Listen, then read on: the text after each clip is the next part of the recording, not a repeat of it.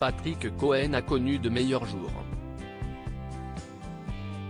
Ce mercredi 1er mars, l'éditorialiste de cet avou n'était pas en grande forme à en croire Anne-Elisabeth Lemoine. Entre la première et la seconde partie de l'émission, le journaliste de 60 ans s'est en effet éclipsé. Nous sommes en direct jusqu'à 20h55 avec toute l'équipe ou presque, a annoncé l'animatrice du talk-show à la reprise du programme. Patrick Cohen vous présente ses excuses, il a dû s'absenter et sera de retour demain, en meilleure forme on l'espère, a-t-elle précisé avant de présenter le dîner préparé par le chef Cédric Béchade. Fidèle au poste lors de la première partie de cet avou, l'ancien matinalier de France Inter avait présenté le nouveau film de Jean-Paul Salomé, La syndicaliste, en salle depuis ce 1er mars avec Isabelle Huppert.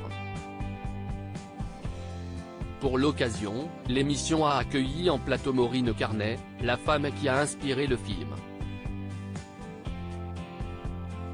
Secrétaire du comité de groupe européen d'Areva pendant de nombreuses années, cette lanceuse d'alerte irlandaise, ex-responsable syndicale CFDT, a notamment affirmé avoir été violée en raison de ses dénonciations de projets de son groupe.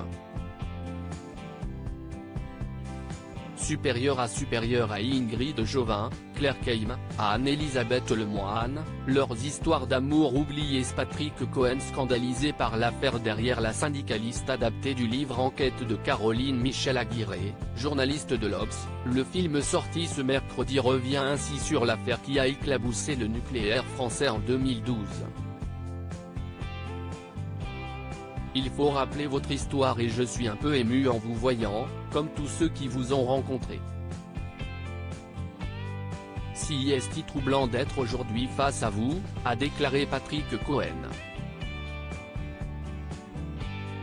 Opposé à un accord entre Areva, EDF et l'opérateur nucléaire chinois CGNPC permettant des transferts de technologie en vue du développement d'un nouveau réacteur chinois, Maureen Carnet a longtemps été considérée comme une menteuse.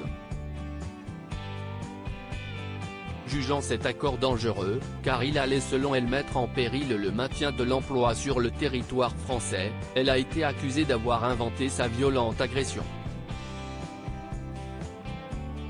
Aujourd'hui, l'affaire est toujours irrésolue. La France insoumise plaide pour l'ouverture d'une commission d'enquête parlementaire. Crédit photo, capture d'écran. C'est à vous France 5.